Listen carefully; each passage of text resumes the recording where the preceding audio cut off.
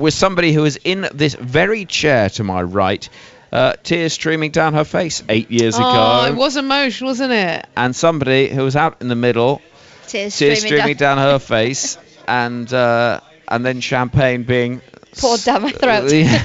Not long afterwards, and also somebody who was scoring on that occasion as well. Phil Long is here, as is Alex Hartley, part of England's World Cup winning squad of 2017. Unbelievably, it is now 8 years ago that we have to travel back in time for that extraordinary day when Anja Strobsøl took 6 wickets to win the game for England. That one-day international to end one-day internationals until the one that followed 2 years ago for England's men, lifting the trophy here at Lord's as well. But it was a special day, an incredible tournament, and this is a chance to relive 2017 just a little bit. I mean, Alex, let's start with you, because unquestionably every time when we introduce you on air, it is World Cup winner Alex Hartley. And it is something that your life is as rich as anyone's I've ever met. It is something that will forever be a huge, huge part of who you are and your identity. Absolutely. And you know what? It doesn't really hit me until we're back here and you talk about it, and when you just mentioned it, then it gave me goosebumps, because I can literally see myself by the pavilion looking up at the boxes to the right and seeing my mum and dad up there after we'd won the World Cup and just bursting into tears. And it's taken me a long time to actually be proud of that day because of everything that's happened since. There's been a long time where I've just ignored it, doesn't feel like my life, but now actually I can look back and be like, nah, that was the best day of my life, without a doubt. Just being here, the crowd were amazing, lifting the trophy, drinking enough champagne that I don't really remember the evening. It was an incredible tournament, a very, very proud day, and yeah, I'm glad that I can finally look back and it makes me smile. We're going to go through the tournament as it played out, though, because it was a spectacular few weeks that started with actually England losing their opening game against India at Derby. When Smriti Mandhana played a wonderful knock, and it was a bit of a shock, Ebony, that. England came into the tournament expecting big things. Mark Robinson had taken over as coach, and England were a side that lost Charlotte Edwards as captain a year before, rather controversially, came into the tournament with expectations, and then it all felt a little bit flat after that opening game. Yeah, and I think, let's face it as well, when England are at home, you were expecting big things straight away. India weren't really the powerhouse at that stage that they are now as well. So it was definitely a takedown. And, you look at that England side as well, so many players, Sarah Taylor, Heather Knight, Nat Sciver-Brunt, Catherine Sciver-Brunt, Jenny Gunn. It was just a powerhouse of England players who had so much experience. And you were expecting a kind of a clean sweep and get this tournament going. And it's always a bit of a shock. That's the better thing about tournament cricket. It's always a bit of a shock. And so it was one of those moments where you had all these hopes of where England could get to, and it was a bit of a leveller. It was like, is this going to happen? So, it was one of those tournaments, and, I came into it thinking England, up there with favourites, and it hits you. It hits you as a fan. It hits you emotionally that, hold on, everyone here means business. So, good memories from that. Phil, talk us through that opening game. Well, I don't think at the time we realised, did we, that tournament would be bookended by England versus India. A quiet derby, wasn't it? It was a quiet start to that World Cup. Of course, finished here a month later. Yeah, it was the 24th of June. India batted first. They scored 281 for 3. We mentioned how much the women's game has come on. 281 for 3. Big score. That's a lot. Who's that? Smriti, was it? Big score. Score small, the top order. Poonam Raut, 86, Smriti Mandhana 90, Mitali Raj 71, Harmanpreet Kaur 24 not out. I'm going to scroll down and see what Alex Hartley's figures were. Can you remember, Al? 9 overs, 10 overs. 7 overs, none for 38. Oh, you know what? It's all right. That's you all take right. that. It's under the run rate, I reckon. Yep. That's all right. Yeah. England in reply, they needed 282 to win. Top score from Fran Wilson that day. 80? Made 81, that's right. In the end, England 246 all out. Alex Hartley not out though, I reckon. Fell short by 35 runs, but Alex Hartley was not out today. One off 3. Isn't that your career stat? Have She you was got there, like the one best not not out. outs or something? Could not be dislodged. Left cruelly short of her 100. Short. Yes. I would have won the game, maybe. I'll tell you what, we talk about, like, obviously you guys being shocked that we lost that opening game and how we were like, okay, you lot were like, oh, wow. As soon as we got into the dressing room after that game, we were like, we'll beat them in the final. this is the final. We are going to beat them. But how could you possibly be knowing that when you've got Australia in a tournament? You concentrate on yourselves. You don't. If you go into a But tournament, why did you think it would be India? just because it would be like this written in the stars. It was Right. absolutely written in the stars that we would beat India in the World Cup final. I don't know what it was. It wasn't an arrogance. It wasn't a confidence, because we were also a bit shell-shocked after that game as well. One thing that really interests me about the squad, and I want you to take us inside that dressing room dynamic, is you were all off social media. There was some quite strict rules around in that sense. Yeah. What was it like? Oh, do you know what? Any time everyone wants to talk about the World Cup, I don't really know, because we were just so in our own bubble where there was no newspapers, there was no social media, there was no talking about anyone else. There was no watching of other games. I'm pretty sure the coaches and the captain will have watched other games, but I did not watch a single game of that World Cup, bar what we were playing in, because we just wanted to concentrate on ourselves. Who cares if Meg Lanning scored 100 against India, or who cares if someone else got runs against Sri Lanka? There's nothing we can do about that. All that's going to do for us is go, oh, okay, they're in form. Actually, no, how do we get Meg Lanning out? Do we feed the cut shot and put 2 points in? Do we try and get her on the front foot? Doesn't matter that she scored runs in the previous game. So coming off social media is unheard of now, isn't it? These girls have got socials, they post, they might have managers that post for them now and things like that, but it was like a not growing our social media. We are just concentrating on ourselves, and all we spoke about was singing the team song in the dressing room. Fast forward a little bit, because the way the tournament worked was everyone played everyone. That was a sort of round-robin competition. And Ebony, I don't know about you, but I think our eyebrows started to raise to the possibility of, well, okay, England might be a little further ahead than we realised when they beat Australia. And it was a thriller at Bristol. England hitting 259 for 8, Tammy Beaumont top scoring with 49, and then holding their nerve. England really held their nerve, with Australia falling just short, making 256 for 8, and Elise Perry smashing 70. Alex Hartley, by the way, 2 for 31 that day, best figures from England. But it was that statement win that made you think, okay, something could be brewing. Yeah, quite exciting as well. I was just looking back. Elise Villani, what a throwback. She of bowled, player. didn't she? She bowled, So she got 3 for. I remember what was going on there? I remember us all thinking Australia have lost the plot. Australia, they also had Elise Villani at backstop as well for the short ball, and we were all in the dressing room going, Elise Villani, and I know she got wickets, but we were like, what's going on? They're not used to losing, and they're losing, and you can tell.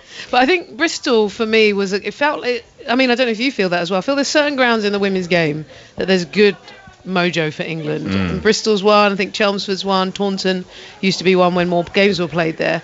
And so to pull off that win there, and then you're seeing Australia with cracks. When I say cracks, it just didn't make sense. You wouldn't expect to see someone like Elise Villani with balls at some of those positions. And so it does get you excited. You think, hold on, the powerhouse that everyone's been nervous about for the last 2 decades have just been taken down after England had a bit of a rocky start. So it gets quite exciting, doesn't it? Because then it goes, okay, if they've got that ability to win, how far can this team go? And players like Tammy Beaumont at that stage, she was still on the Mark Robinson kind of coming in, giving her license. So you're seeing maybe the strategy is paying off of giving someone responsibility, getting to the top of the order, and her really stepping up. Hartley, you picked up a couple in there, 2 for Meg 31. Lanning. Go on, girl. Do you know what? It's so strange, because every single time Robbo went through the starting 11, I'd go through it, Tammy, 1, 2, 3, 4, and obviously it gets to 10, like 11. Oh, I'm playing. Right. Every single time. I only missed the Sri Lanka game because they had so many left-handers. Every single time I was so shocked that I was playing in that World Cup. And I never really had any confidence within myself in cricket, but as soon as the ball was in my hand, never in doubt, I was getting wickets. And that game in particular, when you got the wicket of Meg Lanning especially, who was the other wicket that day? Beth Mooney, I think. Well, it's not a bad combo, combo to have, is it? It just felt again that there were little things that were appearing. You'll think, okay, well, this is a new player or newish player. You'd made your debut the year before, and things seem to be turning a bit for England. Phil, how dominant had Australia been in the period building up to that World Cup? Yeah, I was just looking at England's performances against Australia. They'd done okay. They'd won games here or there. It's since that result there that Australia have become really dominant against England. So as a result, in terms of World Cup, of course, Australia have been incredibly strong.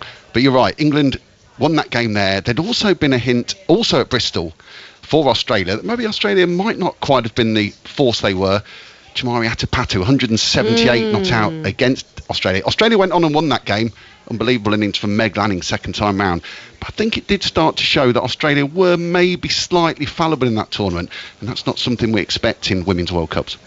Alex, because you'd lost that game against India at the start of the tournament, there was almost a must-win nature about the games that you continued to play, and you were playing against the weather as well as other things. I remember a game at Leicester where the weather was coming in, you had to get your 20 overs in to constitute a match. And we bowled loads of seamers, and we were like, we do need to bowl a spinner and get through these overs. I remember it well. So there was a sense of almost knockout cricket for the team from very early on. But that's World Cups, isn't it? That's tournament cricket. You lose one game, you are on the back foot. But we never thought of it like that. There was never...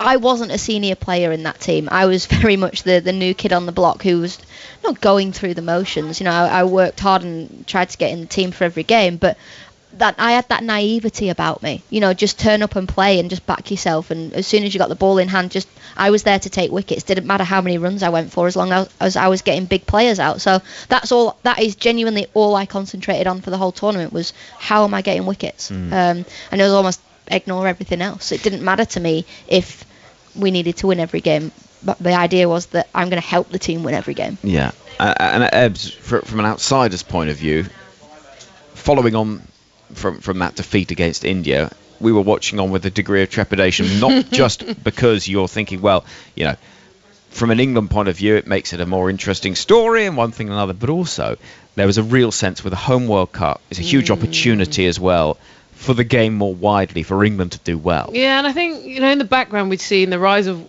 women's football, and that you could see the importance of how well the women's success was having on a translation of people coming into grounds, interest in the tournament, and in some ways it puts double pressure on. You're like, you know, you're looking at the England girls going, come on, you need to pull this out the bag here. And so that first loss kind of made you concerned about if England end up crashing out quite early, lose one more, and then all of a sudden things, you know, fall away. That is going to have a knock-on effect in investment, awareness of the game. You know, at that stage, I remember they were giving every boy and girl a bat and ball in the stadiums, and you're thinking this could fall off quite quickly. So I think it takes a lot for a team to really rally around. And, you know, there were some gutsy players in there. You know, you think of the Catherine Brunt at the time, who, you know, held a lot of that energy together. You know, you could feel the emotion coming through as we listened. And I would say, actually, for me, that tournament actually was one of the harder as a broadcaster, because you want to be impartial and talk about the cricket and make your judgments,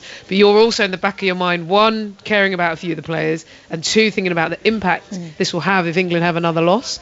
And so them to come back with that Australia game in particular was like, okay, England mean business, they're up for it, they've got the fight, and this could be fun. And so it just started to restore your excitement. And then you could feel, actually, there was that middle bit where you could start to feel all of a sudden, hold on, ticket sales are going up for the later stages of the tournament. People are starting to get interested, the media's getting interested, and you just felt that sort of swell of excitement start to build. Yeah, England's World Cup form against Australia, I'm just double checking here, they hadn't beaten them in a World Cup for 24 years. So when it came to the big games, Australia, we know, were a powerhouse. England had won a World Cup in between there, but they hadn't beaten Australia since 1993. So maybe we do tend to forget that England were up against it in a lot of those games, having lost that opening game against India. It's funny you talk about the crowds building throughout the World Cup. I'm an extremely anxious player, and I used to just look at the empty stands or the empty seats in a stadium and go, okay, I'll just look at that section, there's nobody here watching, and almost pretend that it was like, okay, there's nobody here watching. And as the game started to build, I was like, where's that empty stand? I'm going to be sick. A lot of people watching, mate. Well, it was certainly busy once we got to the semi-finals, and that's where England met South Africa and India faced Australia. First semi-final, England against South Africa at Bristol. Oh. An extraordinary game, and again a remarkable game of cricket, with South Africa 218 for 6, Mignon du Preez scoring an unbeaten 76. And you're thinking at that point, well, England have already beaten South Africa in the group stages and scored a mountain of runs at Bristol to do so. Tammy Beaumont 148 not out. You're thinking, well, they'll chase this down comfortably. Didn't play out that way at all. Phil, talk us through the England run chase. Well, let's first talk about that group game at Bristol. It'd been an absolute run fest, in terms of both teams scoring over 300, unheard of in England in women's cricket at the time. Record aggregate score. England scored 373 for 5. South Africa replied. They never really got near it, but they got over 300, 305 for 9. England won by 68 runs. So we arrived in Bristol, semi-final, let's have another run fest. It couldn't have been further from the truth, as you mentioned, Henry. I remember South Africa being my little team that I couldn't get wickets against. So it took wickets throughout the whole tournament. South Africa, every time we played them, I got ponged by Zelly. Yeah, well, Lizelle always used to hit me, and Chloe Tryon. Yeah. Oh, yeah, good old Chloe Tryon. She a couple of times she hit me into the stands at Bristol, and I was like, I'm done. 9 overs, none for 40. But anyway, we move on. And in that run chase, England chasing 222, they were cruising at 142 for 3, and then lost Heather Knight and Nat Sciver-Brunt in the space of an over. And that suddenly made things very, very awkward indeed. And 218, and I know it's only 8 years ago, 218 back then wasn't the gimme that it seems it is today. There was 218 out there today. You think, this game wasn't quite the gimme. But as you say, England were cruising. 140, what did you say, 142 for 3 at one point, and when Heather Knight got out. But then wickets fell on 142, 145, little partnership. And then suddenly it was 213 for 7. The game still seemed in the bag. And I think somebody might have been padding up. Not only was I padding up, I was bricking it. Absolutely bricking it. I would have batted 12 if you could have 12 in a team. Genuinely, I was rubbish at batting. And I remember, wickets falling, and I've got cold sweats thinking about it. Put your pads on, Al. So I'm strapping them on. And I'm sat next to Heather, who was genuinely one of the best at calming me down. She'd always calm me down. So I had Robbo and Heather, and I'm sat in the middle, and they're like, do you want a banana? And I'm like, I'm watching, and I'm like, I can't watch. And then Heather goes, take your thigh pad off. I went, what? Ishmael's bowling at 80 mile an hour, take your thigh pad off. And she went, and if you can, take your gloves off, take your pads off, take your helmet off, and just run. I was like, what?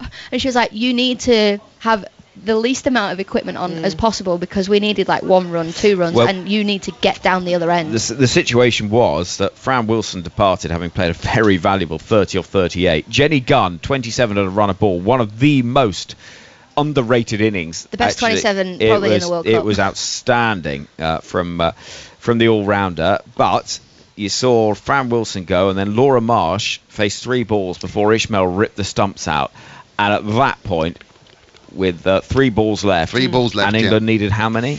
They were 1 behind. They needed 2 to win, and outstrolled. So for me, this is my favourite memory of the whole tournament. Anyone who watched the Euros recently, with Lucy Bronze strapping up her thigh and then banging that penalty in. Some people just go out there going, listen, all this noise, I'm going to get the job done. And she's just striding out to the crease, and everyone's got their nails and biting their nails. And Anya just kind of walked out and was like, mate, let's just get this job done. Yeah, she was. Bang. And and then the relief from her. Do you know, I remember Daniel Norcross on the floor, unable to look, in a state of complete... Slashed it through covers, didn't she? She marched down the track and smashed it away through the offside, first ball that she faced, and then marched back to the dressing room. And I remember speaking to her after she retired, Anya Shrubsole, and she said, look, I hated batting. And I went out there and I thought, what have you lot been doing? And it was. I cried. So what was it like in that dressing room when those winning runs were scored? The leading up to it was horrific. No one could watch. I remember Tabby falling over behind us in the dressing room. Everyone was biting their nails, as you say, Ebs. No one could watch. It's just a horrible situation to be in when you cannot do anything to control the game.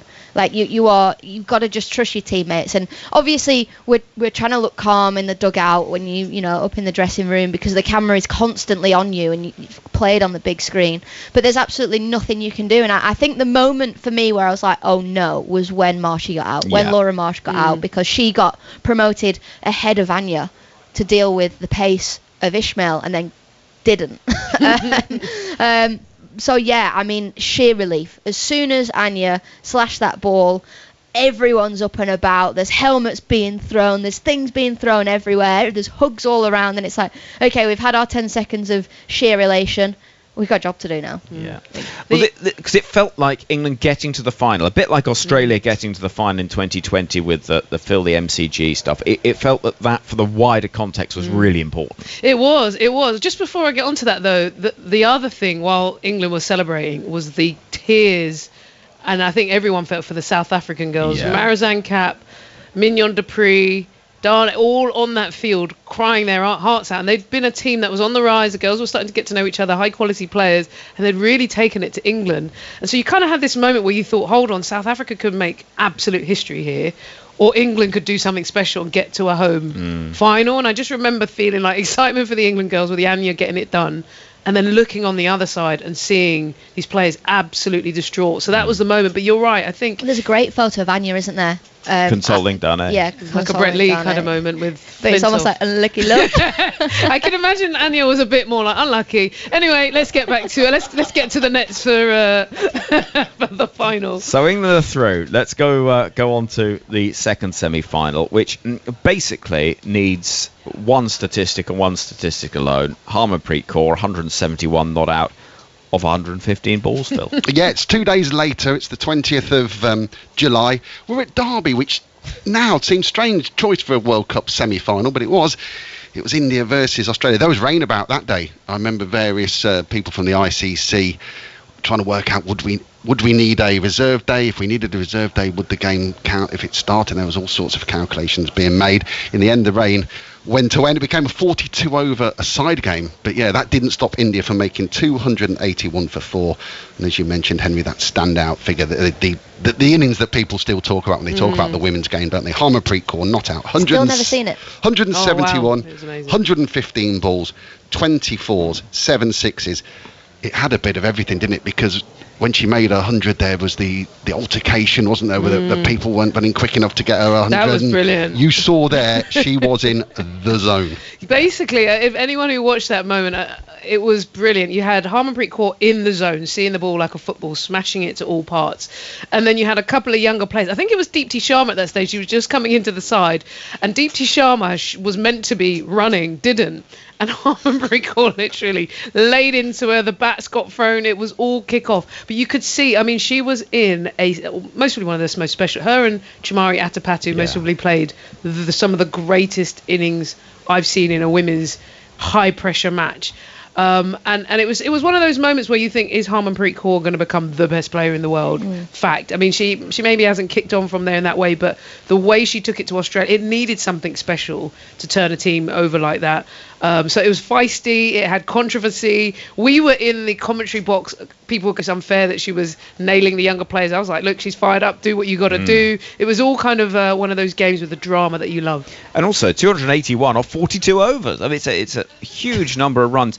In response, Australia found themselves losing early wickets. When Meg Lanning was bowled by Jhulan Goswami, it was 9 for 2, 21 for 3, and it looked at that point it was a done deal. But Elise Villani made 75, Alex Blackwell 90 off 56 balls. Wow. And in the end, yeah, they fell quite a distance short, 245 all out. But there was a while it felt like Australia could do the unthinkable. Well, there was a last wicket partnership there of 76, as you mentioned. Alex Blackwell made 90 in the end from 70, 10 fours and 3 sixes. And as you say, while she was still going, you thought, well, this is Australia. They might pull this out of the bag. In the end, they didn't. And Harmanpreet's innings was the difference. But as you mentioned, it never felt it was over until it was actually over. Yeah, it was an amazing game of cricket, amazing tournament. And it was Australia's, very much so for them, it was a line in the sand of which they said, no, we change now. We get our team packed full of all-rounders and we ensure that we don't let this happen again. And indeed, since then, we've spoken about their incredible record since the start of 2018 and quite astonishing numbers when you go through it in terms of how it's played out for them over the years since then. But Australia out. Alex, your side is in the final. Yeah. Presumably, you're quite happy that you're not facing Australia. Yeah, I can't remember. Is that lightning or? Oh, no, flash. it's someone with a camera in the back. I was like, oh my, the weather's taken a turn. Did say thunderstorms. I remember, I don't know who I asked or whether a message got put in the group, but I remember we got some sort of message saying we're playing India. And it was all being like, yeah, that's good for us. We would much rather play India than Australia.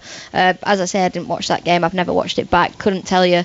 Didn't know Harmanpreet got that many. Didn't know Alex Blackwell got 90. But I think that shows just how much I was just in my own little space during that World Cup, and it didn't matter to me who won. Obviously, it's easier, or sorry, we would have preferred to have played India than Australia because of Australia's dominance. But if Australia had won that semi, we were prepared for it. And of course, you'd already beaten Australia, so that was a positive thing. I just wonder, the day or two before and the morning of the game, how did that differ to any other game you'd ever played in or prepared for? Well, it's funny you say that. I got a message from the team psychologist who I'd not spoken to ever. Alex was not on the psychologist's chair. Literally ever. And he was like, do you want to go for a coffee? And I said, no. I said, why would I want to go for a coffee? He went, you got a World Cup final tomorrow. I said, so why do I want to go for a coffee? Yeah. Why are you treating me? He said, but it's different. I said, don't treat me any differently. Yeah. Like, anyway, we ended up going for a coffee, but I said, we're not talking about cricket. I said, if you dare ask me how I'm feeling for tomorrow, I'll probably be sick in your lap. We're ignoring it. I'm nervous, I'm anxious, but I have been for every other game. Do you know, it was the first time I met you. It was behind the pavilion at Lord's, and a load of England players were put up for interview because it was right, let's really sell this event and make it something different. And you were bouncing from one foot to the other, and you seemed genuinely excited. And I know now you were terrified. Oh yeah, I remember someone once telling me nerves and excitement are the same. It's how you come across or how you make that yourself feel about that. So I used to fake it till I make it. And as I said, Heather Knight was unbelievable at calming me down. I remember vividly the morning of the World Cup final. We came out of the pavilion. I've got a TheraBand. I'm doing some stretches. I'm warming up. And she said, how are you? And she taps me on the back. And I said, I'll just look at the empty seats. She went, sold out. I went, well, that's been my tactic all throughout this World Cup, Heather. What do you mean it's sold out? What am I meant to do now? There are no empty seats. And she just said, breathe and be you. And I went and threw up in the dressing room because I was so nervous. But that was, a brilliant bit of advice. And she just said, just look at me whenever you need me. And to which I just stared at her the whole game, help. Ebbs, when I remember it so clearly, walking down from St John's Wood tube station, and there was, and for women's internationals, we done an awful lot of games at some of the smaller venues. We mentioned that the semi-final was at Derby and tournament opener was at Derby, but Lord's was a special occasion. And walking down from St John's, you thought, there's a lot of people here. Goodness me, it's a few hours before the game starts, and already there was a sense. Yeah, I think that's why I ended up getting emotional in that game, because you start to think of the Rachel Hayhoe Flints and the people who fought long before to be able to pave the way for women to come through, and then you're starting to think, hold on, the newspapers were all bubbling and getting excited. All the media centre, which often for women's games up to that point, few people, faces that we all know, but all of a sudden is packed and the main journalists are in. You walk in the ground and they're kids, families, people from all sorts of different worlds, and also the fun, the touts out of the people were, mate, can I get your ticket? And I was like, actually, I'm all right because I've got my pass to get in. But they were on the hardcore, like, to have touts at a women's game out there trying to resale, that gives you the sense of how exciting it was. A packed Lord's, people could not wait. Your phone is blowing up as well with people who never said they cared that much about women's cricket, always going, hold on, the women are in the final, we want to get in, how do we become part of this? How many media interviews did you get asked to do before that as well? And you're like, you didn't care 2 months ago. Yeah, exactly. Sorry, but you get excited by it. And I think the thing is that I loved as well, the giving a kid a bat and ball, everyone who came through the gates, so that anyone who was going to be inspired was going to be able to leave and go and straight away try and recreate the moments of the players that they'd seen. I think it was during that tournament we saw Nutmeg come through, and that the kids were going to be possibly trying to recreate that. So I mean, the excitement and the build, I think you felt it. Like the hairs on my neck were up from the minute you woke up, saw it on the TV news, saw it doing early interviews, coming into the ground, feeling that swell of excitement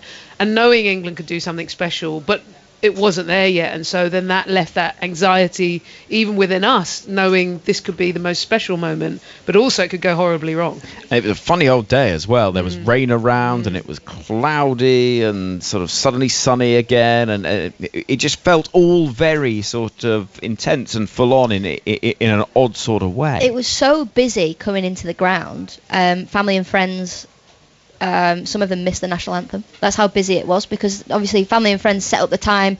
What time you get into the ground? Normally it's an hour before, so we'll do the same. The queues were so big, my mum ended up having an argument with the security man. But we're family and friends. We cannot possibly miss the national anthem. And I think they ended up just barging through security and getting to the ground just in time. But that's came as a shock to all of us how busy it was. Yeah, well, let's go through the game then. England won the toss, batted first, made 228 for 7, which felt okay, but it didn't feel like a huge number of runs. Top scoring, Nat Sciver-Brunt, who made 51, Sarah Taylor 45, and Catherine Sciver-Brunt made 34 off 42 balls. Again, Jenny Gunn at the back end of the innings, valuable runs with 25. Phil, the run chase is always sort of looked at as a massive opportunity thrown away by India. Talk us through where they were at various points. Well, they opened with Poonam Raut and Smriti Mandhana. I remember being very excited, Smriti Mandhana making her first ever duck in one-day internationals in the final. And as you say, although Mandhana went without scoring, India were 5 for 1. Mitali Raj went relatively cheaply. She was run out, wasn't she? She ran herself out. Ran herself out, didn't she? Yeah, for 17. India 43 for 2. Then a partnership of 95 took India to 138 for 2 before Harmanpreet Kaur was bowled out. Let's have a look here. Kaur, Beaumont, bowled Hartley. Well, I remember it so clearly because it went out towards the grandstand and time stood still. And I mean, what it must have been like for you, Alex. Oh, it was horrific because I remember 2 balls like previously I'd gone, right, okay, toss one up, she whacked me down the ground here for 6 into the media centre. Basically felt like into the media centre. So I put my fielder back, went again, bowled a really lovely delivery, little bit of drift, pitched on leg, bang, down the ground for 6 again. So I'd gone for 12 in 2 balls, and I was like, okay. Heather looks at me, she's like, you're good, you're fine. I was like, okay, I'm going to bowl one into the pitch. So I bowled one into the pitch and she smacked it. And I was like, oh no, that's gone absolutely miles. And it was one of those where time stood still. We almost all had time, me, Heather, Sarah behind the stumps, to all look at each other 2 or 3 times going, who's watching? Because I'm not watching where that goes. And both fingers crossed. See that it's Tammy. No disrespect, but she dropped a few catches. And there was almost a moment where you go, oh no. And then she caught it. The crowd goes wild, and I just went absolutely mental. And let's not forget, this is Harmanpreet Kaur, who has just come off the back of that innings. Yeah, and it was going to take something special or a rank long hop to dismiss her. But it was, it felt like a moment, didn't it? It was. I mean, you felt with that catch, England were going to possibly hold things together, but then obviously the Jenny Gun potentially dropping the we'll get World onto Cup that. Came later. Yeah, well, even at that stage, even after Alex took that wicket, India needed they were 138 for 3. They had 7 wickets in hand. They still only needed 91 off 99. The match was still very much in. They then progressed to 191 before Poonam Raut was out, to Anya Shrubsole starting the sort of the famous run of play that we know about. There was still time for you to get another wicket out. It was strange because as soon as we got Harmanpreet out, we were never losing. We felt like we were never losing. But when you looked at DLS and you looked at the scorecard and you look back at the game now, we should never have won. No. We should never have won that game. India bottled it, absolutely bottled it. They were so in control. Anya won us that game. You should, bowling the way that she did. But India was so in control for such a long period. Yeah, that Shrubsole wicket, getting Poonam Raut 86 off 115. India then needed 38 off 43 with 6 wickets in hand. Like you're saying, in every calculation you look at, that's India's game. But we never felt like we were losing. But that's an extraordinary thing. I remember Mark Robinson saying the same thing, that he was never really worried about it. And I think watching on, there was always that sense of the women's game at that era. If you could get it to a runner ball and pressure, that could start getting awkward. Yeah, and I think that the depth that we see now in the women's game wasn't quite there for teams. I don't think they knew how to execute under pressure.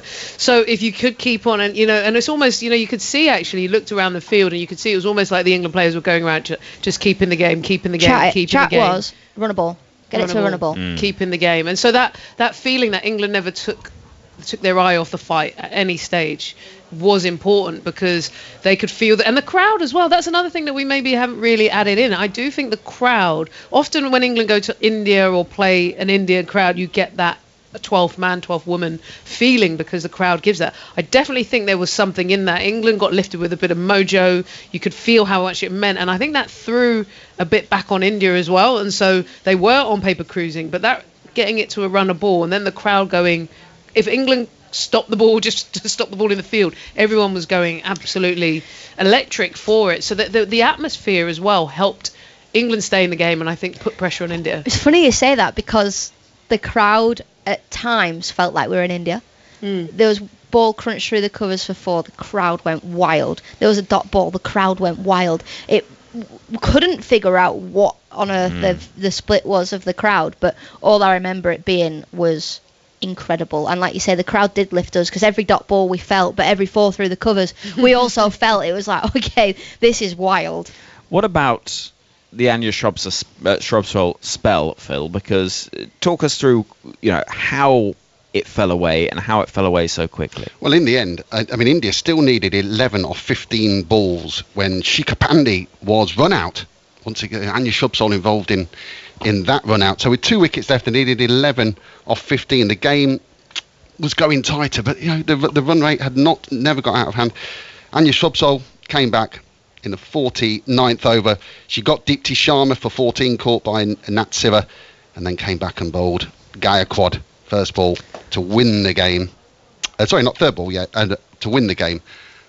And to finish with figures, almost unbelievable figures, of 9.4 overs, no maidens, 6 for 46. And I'm going to chuck in there as well, Alex Hartley, 10 overs, 2 for 58. More expensive than typical, but I remember you also telling me you were bowling much quicker than you ever normally did, weirdly. Yeah, I think the pressure just got to me. I don't know what it was, but I remember being like, okay, I felt like I was bowling normal, and I think that just shows what pressure can do. And I felt so in control, but I was just leaking runs, or there'd be a 4 ball every over, and I'd be like, oh well, okay, good shot or bad ball, whatever. And then it was not only you get your stats back at the end, and you obviously it was a couple of weeks later, and the speed differences. I was like, okay, that's good to know for next time, because next time I'm under pressure, I just need to just take that extra step and that extra breath and just take my time. Worth pointing out also that the only other wicket taker apart from Anya Shrubsole was Alex Hartley, because there was the 2 run-outs. Now the drop. So the game is... Oh, do we have to? We have to. Jen. We have to, I'm afraid. Because the game is virtually won for both sides at various points. As the ball loops towards mid-off off the batting of, I think it was Gaikwad. That was her first ball, so it would have been Poonam Yadav. And it is looping towards Jenny Gunn, who's got the safest hands in the team, and England are celebrating, and then inexplicably down it goes. Look, Jenny Gunn is the nicest person in the world. That is an irrelevance at this point. But right this moment, I'm going to have to do her one. I'm sorry, Jen. We love you, and I think the whole world loves you. But at that moment, the person who, arguably, I don't know how many ODIs she has, but she must have had 100 ODIs under the bank. She has the biggest hands, I would argue, in world cricket. Like, she's got these levers, and she also, she's known that the reason they had always put her in really key positions is because of her ability she doesn't drop them. So I think, you saw this sort of dolly and you're thinking, well, this is someone with 100 ODIs or whatever it is under her belt. She's got the biggest hands. She's the most calm person under pressure, and it all went to pot. And I remember just hearing the shrieks in the media centre of, no, she's just dropped the World Cup. And you're thinking, that's it, it's done. And I feel for her, because even though they ended up going on to win, she will never live that moment down. I remember the catch going up, and when you say a dolly, Ebbs, it was like somebody passing you an apple across a room, wasn't it? It was like a little underarm catch. The catch went up, it went to Jen. I turned around and gave the crowd down here. I was down here, fine, like, crowd the V's. Because I was like, hey, we've just won the World Cup, crowd the V's. And then she dropped it, and I had to backtrack like Homer Simpson into a bush. And I didn't turn around again. But all I remember was Jen dropping that catch. Almost, it was silent. Yeah. Absolute silent. You could hear a pin drop. And Anya turned around to Jen, and the motion she did, she was just, calm down, I've got this. And it was amazing, wasn't it? She literally patted the air and was like, I've got this. I knew. It was one of, if you could get a photo of that instant with context around it, is one of the most powerful things I've ever seen on a sporting field. Yeah, that over panned out. The wicket, first ball, Shrubsole took Sharma. It's 5 wickets for Anya. Everyone's celebrating that. But obviously, India are getting close to victory. There's a dot ball, next ball, ball up in the air, as you mentioned. Alex is celebrating, doing all sorts with the crowd that's there. Why are you flipping the V's? Because they were giving me so much abuse. I was like, wait, all the India fans down here in the bottom corner. It's embarrassing behaviour. And I just note here with some of the online commentary, it mentions the drop catch. It says, but the bowler remains super calm. And then next ball, Anya Shrubsole, Castles Gaikwad, and England have won the World Cup. Well, it has to be fate. One thing I have to say about Anya, she is resilience on a plate, on every dish that you can imagine. She is just resilience. But that, and I'm sure we'll get into it in a moment, but that picture of her as a young girl looking out across Lords and then having the ball in her hand, chaos going around with the crowd going off, I feel like almost she must have been visualizing or calming herself down to be able to handle that pressure. And then there was that picture that got recreated of her as a kid, and then her kind of looking over Lords. And it is one of those things that it sounds really corny, but you talk about the dream of what it is to play for your country and to go out and win a moment, to calm things down, chaos. And she just had this sort of zen. And the way she got the game done, not just in the semi-final, but in the final, I think is sporting, like the sporting dream. And it shows her class, because actually she'd had a terrible World Cup. She'd not bowled well, but apparently the talks were she'll win you games of cricket. And that she did. She won us the most important game of cricket. And here in the commentary box, we'll get out to celebrations for you as players shortly, Alex, to wrap up. But here in the commentary box, I'll never forget it. You were in floods of tears. I couldn't get a word out. Why? But why? I think so. There was a few things. So one was, I think it was all the emotions of. I always think about where the games come from. Like I say, anyone who knows the history of the World Cup, Rachel Hayhoe Flint used to fight tooth and nail and got the first ever women's 50 over World Cup. First ever World Cup, men or women. And she was part of the person who sold to get the investment to make it happen. She did so much. And I remember coming into Lords when women weren't even allowed in the pavilion, meeting Hayhoe Flint, and the fight that people like her, Claire Connor, had fought to get the girls' investment in terms of contracts, which, things like that. So I think coming in, seeing what I saw had just already got me revved up. And then I think the other, which did me, Catherine Brunt, now Sever Brunt, was a good mate of mine who I saw go through injury after injury after injury and fight back.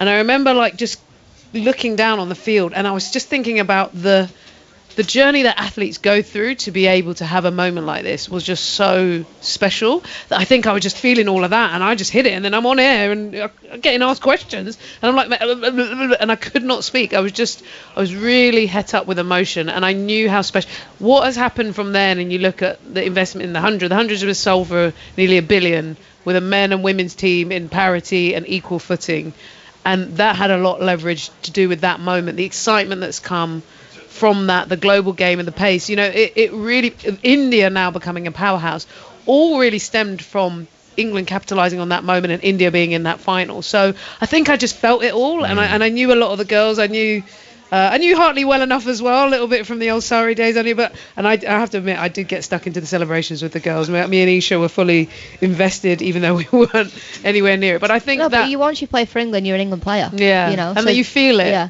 And I was so proud. And you're meant to be impartial, but it wasn't a moment to be. Phil, how did you feel at that moment? I'll tell you what story I'll give you. The next day, as you say, we'd celebrated quite well that night, didn't we? I remember players coming back to various hotels. I don't remember either of you there. Some people not remember coming back. I got the train home the next day. I normally go via St Pancras, but I was at Euston. I can't remember quite why. Maybe I'd had a very good drink the night before, but the big screen at Euston, if you've ever waited for a train at Euston Station, everyone looks up at the big screen waiting to see what train their platform will go from. They were showing the last over of the final, and I stood there waiting for the train. And when Anya took that final wicket, I don't know, 500 people in there, all cheered in unison, almost hats going in the air, people celebrating. And as you say, it kind of put England's women, or put women's cricket in that position front and centre where it most definitely hadn't have been. I think a few years previously people wouldn't even have looked at that big screen, but suddenly it was the thing. Everyone was talking about it, and you did feel, rightly so, that the game was going to move on from where it had been to probably where it is now. Final word for you, Alex. The celebrations, we know, as you've mentioned, were lively, but what about fullness of time and how you look at it now, and how you assess what happened 8 years ago? I think the thing that sticks out for me was how many people stuck around after we won. And it started raining, and there's a couple of pictures of the girls going into the pavilion and all the family and friends, and they're high-fiving family and friends going past. But there was also a couple of us that really took our time on the lap of honour, and there was thousands of people that stuck around, and young girls, young boys, all wanting signatures, photos to try the medal on. And I think that really sticks to me, is you just knew that we'd captured the country, we'd captured the nation. It sounds cliche and it's spoken about a lot, but we inspired so many people that day. And you'd taken that opportunity. Yeah, and like we'd gone, okay, let's just win games, and within winning games we inspired so many more people to play cricket. But it was the best day of my life, and as I said earlier, it's taken me a while to come to terms with it, and how my career panned out afterwards, but I look back with immense pride, and every time I walk out I will always remember that World Cup final. And there was a picture somebody took of me in the crowd in front of the mound stand of me just downing a bottle of champagne. I was like, that sums it up basically. Thank you to Phil Long, to another World Cup winner, Ebony Rainford Brent, but also to forever a World Cup winner for that incredible day at Lord's in 2017, Alex Hartley. Let's relive some of it, shall we? The final last hour of that extraordinary game. 13 overs to go. Looked like India were heading to victory, as we say. 68 runs are unquired. That was all off 78 balls, only 3 wickets down. Krishnamurthy and Poonam Raut at the crease. Let's join current England head coach Charlotte Edwards, who was on commentary alongside Charles Dagnall. How you feeling, Lottie? You are bowling every ball. You are fielding every delivery that comes your way. You're even playing them with the bat, and I can understand it. I mean, your relationship with these guys, even though it only came to an end just 12 to 18 months ago. How are they feeling? Well, it looks, doesn't it, like they've lost their energy. They've seen Krishnamurthy come in and sort of whack it a little bit. They're seeing the run total coming down.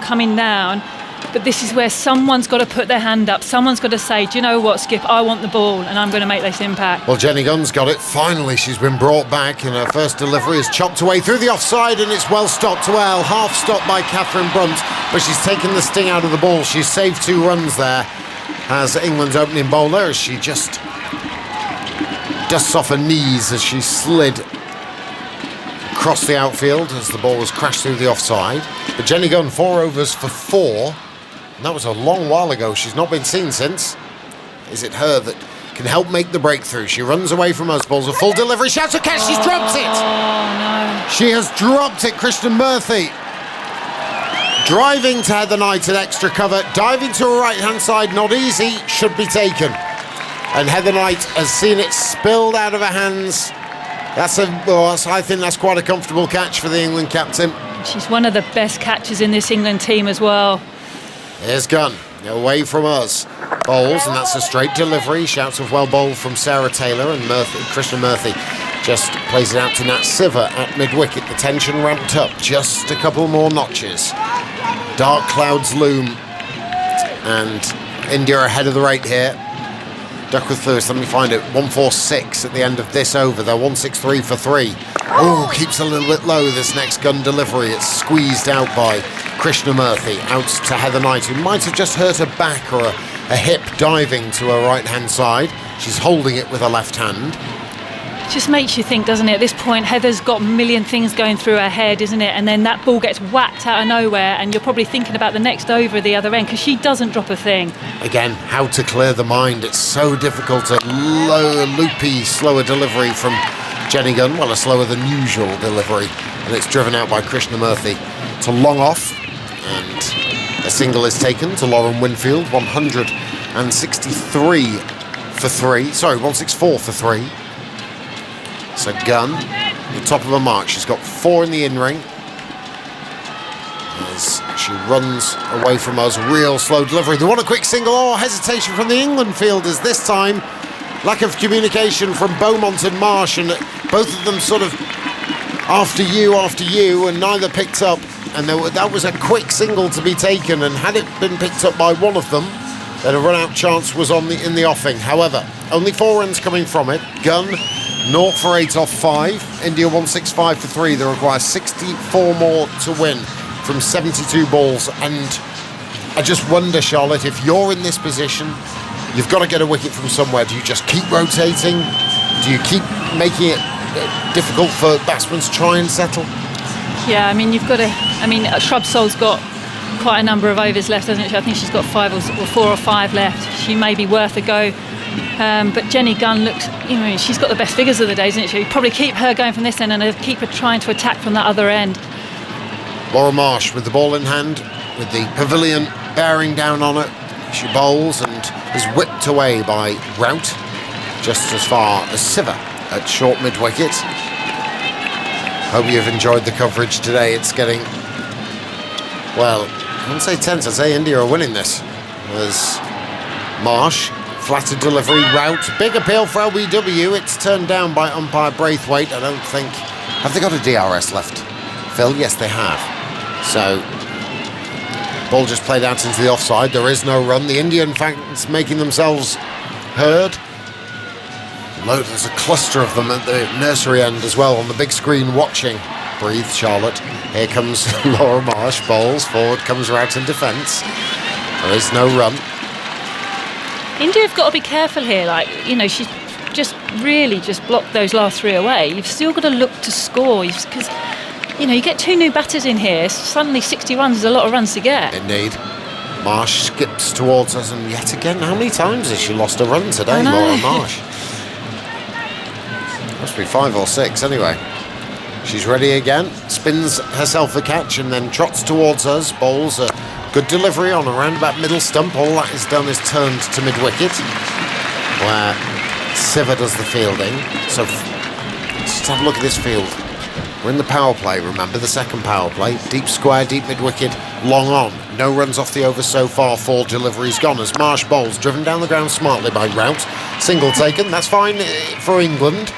166 for 3. But my point is she could have done that the first ball of the over, because exactly the same thing. She just got onto off stump and she just hit it down the ground, and you just feel they've showed a little bit of lack of intent this over.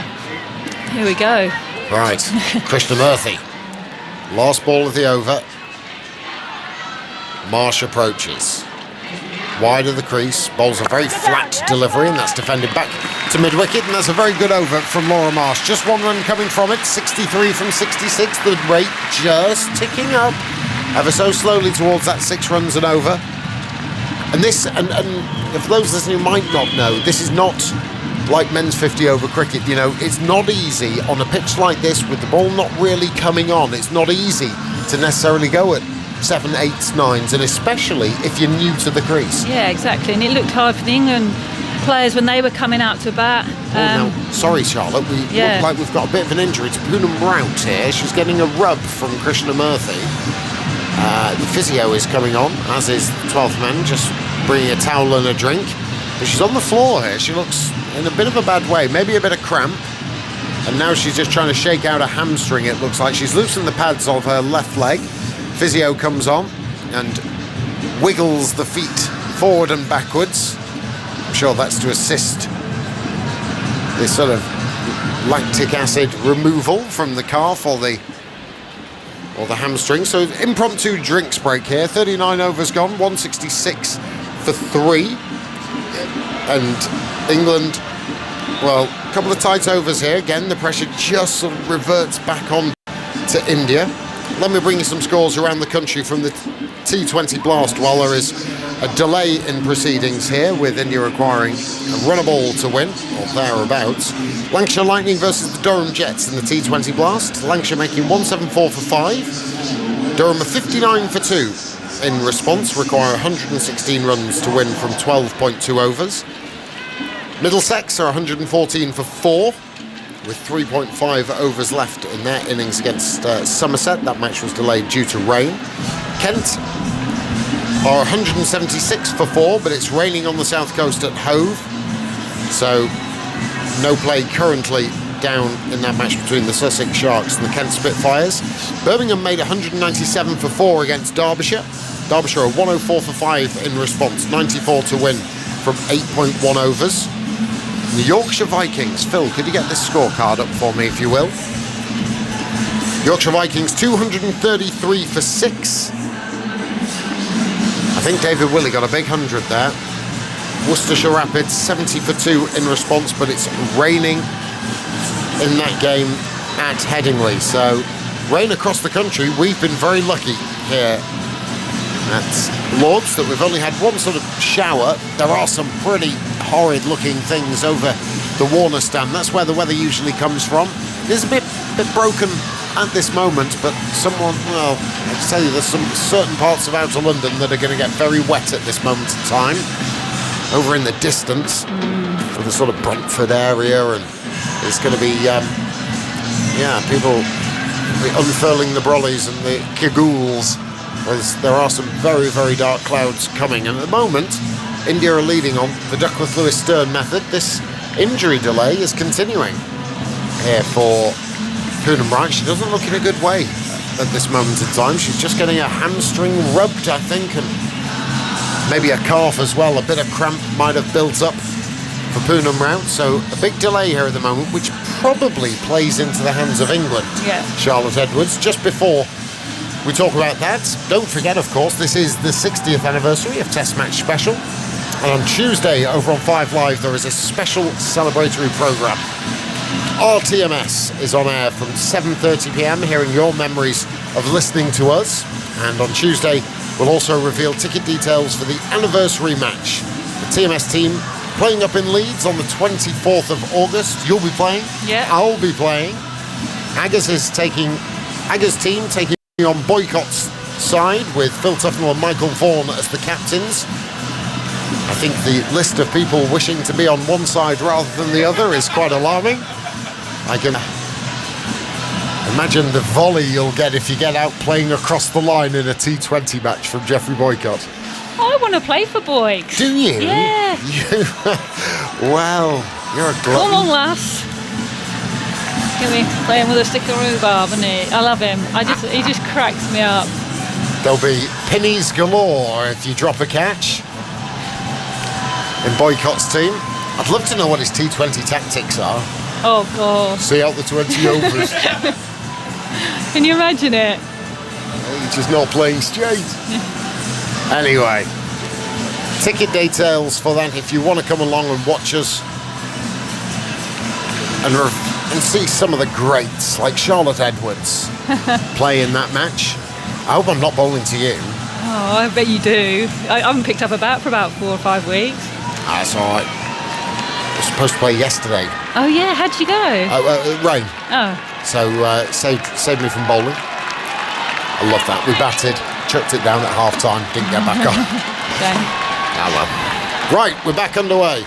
Poonam Wright has had the treatment that she's needed, and India are 166 for 3. Poonam is 75. Vida Krishnamurthy is 15, and away goes Gunn from the nursery end. And bowls very slow delivery, which is clubbed out over towards the leg side, fielded out in the deep by Fran Wilson.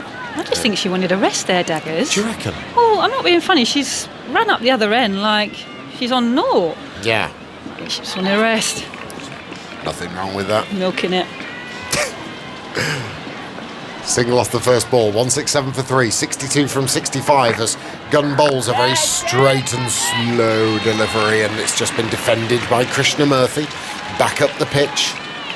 Didn't even get a register on the speed gun. 46.9 miles an hour from Jenny Gunn. She's a canny operator, is Jenny. Hugely experienced England cricketer, teammate of yours for so long, as away she runs, bowls a quicker delivery down the leg side, wrapped on the pad of Krishnamurthy, and they take a quick single to Alex Hartley, just trotting in from short fine leg. So a leg by onto the total, 168 for 3, 61 from 63. Just, England will be only too happy to have a quiet 3 or 4 here, maybe 12 to 16 runs. Gunn away from us, bowls another slow ball, no pace to work with. You've got to be on the one, and that isn't from Laura Marsh at short third man. You've got to know that Jenny Gunn is going to bowl those slower deliveries. They're going to have no pace to work with, so you've got to be on the one. You can't be on the ring. You can't be on the ring there. There cannot be one run there. Laura Marsh is on the ring. You've got to be on that one. 169 for 3. Here's Gunn, bowls, and it's been clubbed across the line. Well, it was across the line. It somehow reaches Lauren Winfield down at deep extra cover. She fields well, quickly round the boundary for Winfield, and she keeps it to a single. 170 for 3, 59 from 61. But you've got to accept that if it's a fine edge, that's just unlucky. If you're there to stop the run down to third man as Gunn. Runs away, full delivery, driven over the head of extra cover. This should be a couple at least. Brunt is sprinting after it down the hill. She slides and then gets the return in. Oh no, she doesn't. She slides and the third run is completed. Has she injured herself there? She just tried to get up quickly, maybe a little bit of off balance while she tried to throw, and in so doing, couldn't get the throw away. Maybe her studs got caught in the turf. She's just stretching out the left leg, and anyway, she's done well. It's not 4, it's 3. Maybe should have been 2. And it's all happening. End of the over, 173 for 3, 56 to win off 60 deliveries. What happened? Oh, she just lost her footing, didn't she?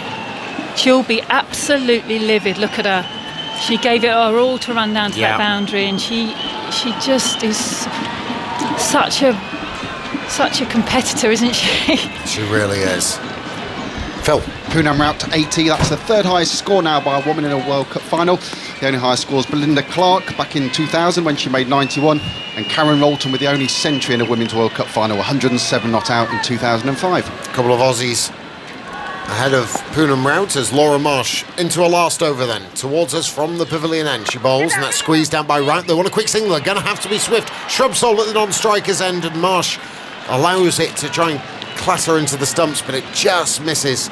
And England really now have to on their mettle, trying to stop everything. I mean, Shrubsole, there was always one that just to her left-hand side. She did well to come round and try and knock down the stumps. 174 for 3, 55 from 59 as a Yorker is squeezed down towards short third man. Beaumont it is, running round from backward point to do the fielding. Another single, 54 from 58. Where's the breakthrough going to come for England? This match is slipping away from them. Poonam, the wicket they need. Not seen a great deal of the Indian lower order this World Cup as Marsh tosses it wide outside of off stump. A dangerous game to play as the ball is driven to Shrubsole. There is no run. There's no cover on the boundary.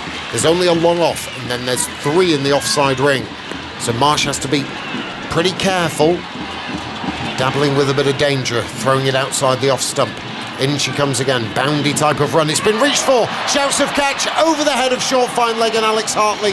The ball spins away from Hartley as Brunt runs round from deep backward to do the fielding and a couple of runs, but top edge not fully in control was Poonam Raut, reaching for the ball that she wasn't quite to the pitch of. 177 for 3, 52 from 56. Nothing's really falling for England, is it either? Deep breaths to my right hand side as Marsh, past umpire Braithwaite, bowls. That's a flat delivery turned by Poonam Raut to Nat Siver at short mid-wicket. There is no run, 52 from 55 now. I feel the only way England are going to get a wicket, it feels like there's going to be a run out because they actually don't look like they're communicating that well. And that's not what India want. Poonam, diminutive figure at the crease. Once again, Laura Marsh starts and stops. She's got to have done that 10 times. Absolutely. Floodlights starting to take over from the natural lines. It's got a bit grey and murky. A flat delivery just worked away in the offside, and that's well played by Poonam, just to the right-hand side of Beaumont, opening up the face a little bit to try and bisect the field. She gets it to the right hand and picks up a single at the end of the over. I'm sure there was a single at the end of the over. The telly says there's not, but anyway. 177 for 3, 41 overs gone, 52 more from 54 balls. So they're going at, you know, the required rate. They're not necessarily getting ahead of it, but with Raut on 84 from 112 deliveries, Krishna Murthy 17 from 20. Camera's actually just panned over to Mick Hunt, the groundsman. It is very murky over the back of Lords, but still, nothing is dropping, which is good news. No umbrellas are going up. 51 from 54 in this World Cup final. Alex Hartley back into the attack for England, the left arm spinner. She flays her arms out and away she goes. Bowls a big sweep by Raut. All along the floor goes to Tammy Beaumont's deep backward square. So nicely played, single taken. 179 for 3. 50 from 53. Encouragement rings around Lords from the players and supporters as well. Indian supporters and the drums are banging away to our left as Hartley bowls. Down the track comes Krishnamurthy. They want a single, they're going to get it as well. Heather Knight, but short extra cover. Can't stop that tip and run single being taken. 180 for 3. Very difficult position to put yourself in. Too close and the option is to go over the top. Too short. Too far away, you're going to not stop that one as Hartley bowls. Another sweep from Rout. She gets it back down to Tammy Beaumont at deep backward square. 3 singles from the first 3 deliveries. Hartley 1 for 43 off 7.3. No one's moved from their seats here at a full Lords. Compton and Edrich stands might be getting a little chilly. Coats are being put on and jumpers as Hartley bowls, and how that's not Boulder. Going back, Vida Krishnamurthy trying to work it into the offside, and the ball has passed the leg stump, which tells you how close that was to bowling Krishnamurthy. Crowd have just seen it. Hands on heads. You can feel it round the ground. Hopefully you can feel it in your radios as Alex Hartley bowls. It's a full toss driven only at Heather Knight. Well fielded. That was a tough one, just bouncing a yard before her. Hit very firmly by Vida Krishnamurthy, and Alex Hartley doing well at the back end of this over. Another dot ball to go down very well for England here. 3 runs coming from it so far. 181 for 3. As Hartley still in her sunglasses. Bowls, and goodness me, I thought she got it through, but it's just a late dab down to the left hand of Marsh. A single taken in, I swear, Charlotte Edwards, she's taken that off middle stump, and it didn't get up very much at all. 4 off the over, 47 to win from 48, so ever so slowly the run rate nibbling up. 182 for 3. Yeah, it's funny that Krishnamurthy came out there with such intent, and then the last 2 overs, all we've seen from her is some nudging and nerdling around. India, for me, need Krishnamurthy to actually take the attack to England here. They need an over of about 10. Agreed. So that they can actually just release the pressure, but actually they're just looking to work the singles. We're actually, and with the rain looking like it's getting cold in the air, isn't it? You can feel it coming through. Well, we've got the window open here. I want it to stay open. You can just feel it. I just feel the crowd a little bit more with that window open.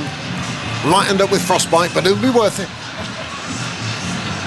182 for 3. Shrubbers is back. Anya Shrubsole from the pavilion end. 6 overs, 1 for 26. The England vice-captain. Cool heads are needed for England, and she's one of the coolest in the camp. From the pavilion end she bowls, and it's been lofted over the backward point. And there's a chase on. This will go for 4. Enough of it. Too wide from Anya Shrubsole as she comes back into it. And Krishnamurthy gets the over off to a flyer. 4 runs. India 186 for 3, 43 to win from 47. But better intent from Krishnamurthy. That's what she came out here and did, and that's what she's not done for the last couple of overs. And she's swung her hands at that, and that's just gone over short third man for 1, 2 bounce 4. Anya with ball in hand, very straight run up. Wide of the crease she comes in. It's driven over the head of mid-off. Charlotte Edwards called it, and Krishnamurthy is applying the big hits for India. Smiles on the Indian bench. 190 for 3. 2 boundaries in 2 balls. 8 off the over. Jenny Gunn, no chance of stopping that. Tallest player on the field. And it sailed over her head. And that's power from Krishnamurthy. She's been there long enough. She decided that this is the over. And it's 39 to win from 46 deliveries. Shrubsole's response. She comes towards us, bowls back of a length, and it goes through to Sarah Taylor. And there is no run. So third man and fine leg are up inside the circle, Lottie, and now mid-off and mid-on are both back. Yeah, so it's going to be slower balls, isn't it? Slower balls are Yorkers here. But India needed that over, didn't they?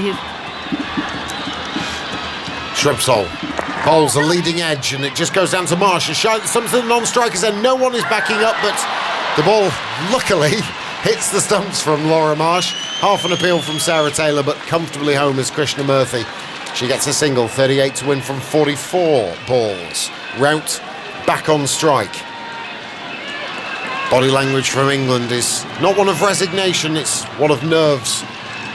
It's one of this game is slipping from them as Shrubsole comes in, slow delivery, big appeal for LBW and it's given! Shrubsole makes the breakthrough and Poonam Rout has gone! She's gone for 86. They might review it, it looks dead to me.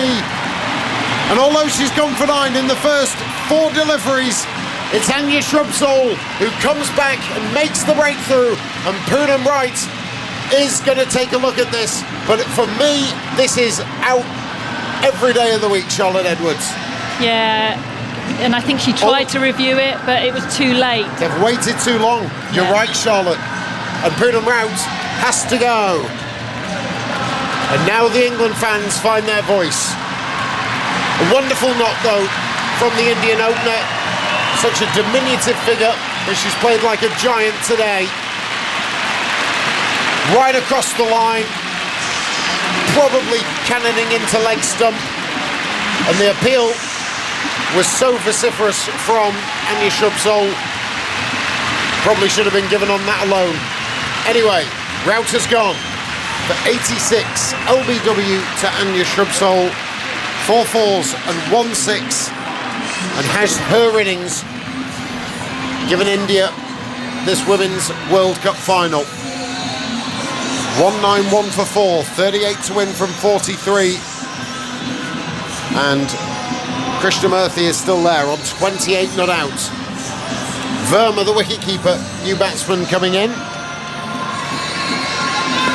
Charlotte Edwards leaves us, I have to say, great stuff from Lottie and this Women's World Cup with us here on Test Match Special. And back in comes Ebony Rain for Brent.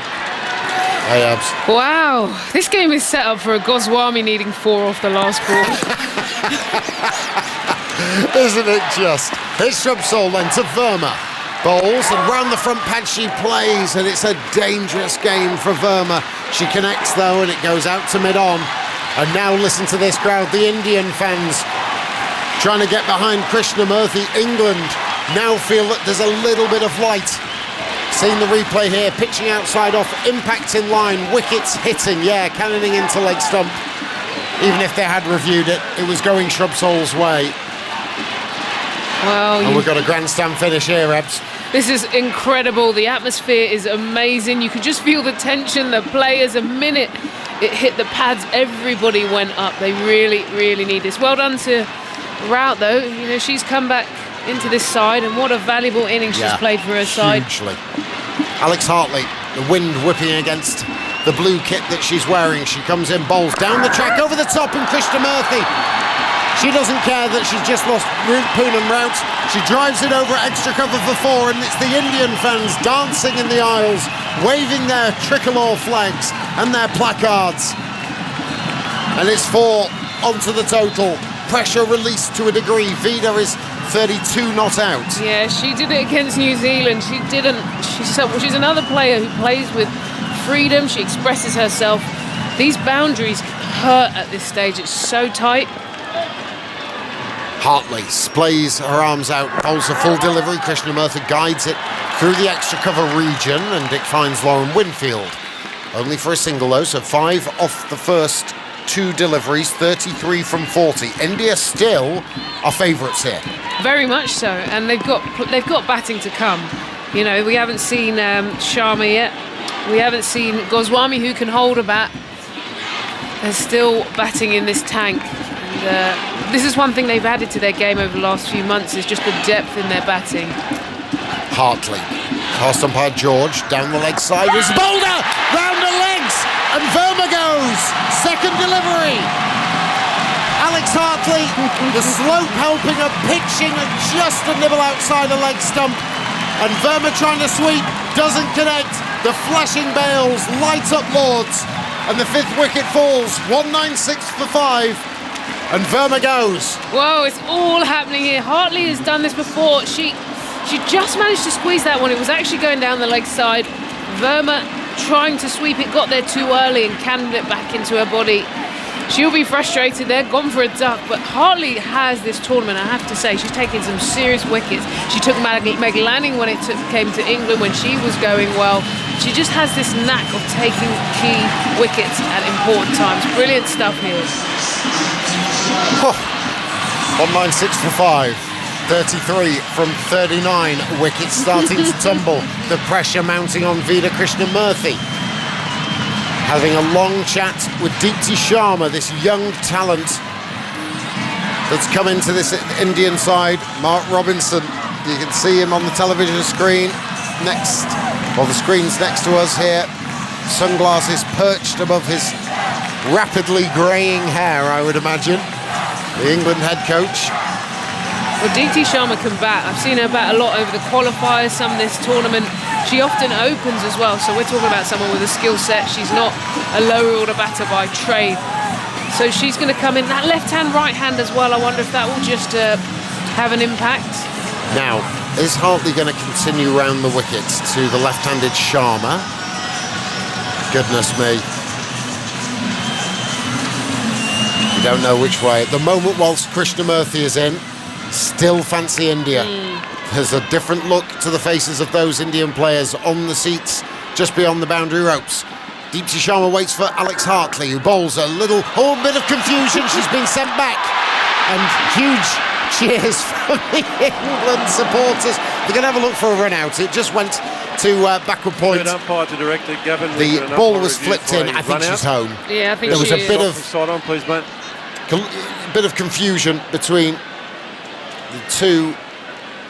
Bats on the ground, bats on the ground, still on the ground, home. still on the ground. And takes it, okay, ready to make the decision to the board. I just saw a picture. I think Mithali Raj still has her pads on. she hasn't taken them off. She has. sat down. She hasn't put a jumper or anything on. Not out. 33 from 38. Big breath taken by Alex Hartley. Bowls down the pitch. Comes Deepti Sharma. Very confidently drives it down the ground to Lauren Winfield for a single and brings Krishnamurthy. Now, what do you do here, England, with Vida Krishnamurthy? One ball left. You want to keep Krishnamurthy on strike. She's been confident over extra cover. I would think about making sure I come around the wicket. No, she's going to come over. And I don't think over, yeah, that's because right. She likes to hit over this region, doesn't she, over extra cover. She's got a deep backward square, deep mid-wicket, long on. Long off as well as Hartley goes over the wicket to Krishnamurthy, and this is lofted towards deep backward square, falling short of Tammy Beaumont.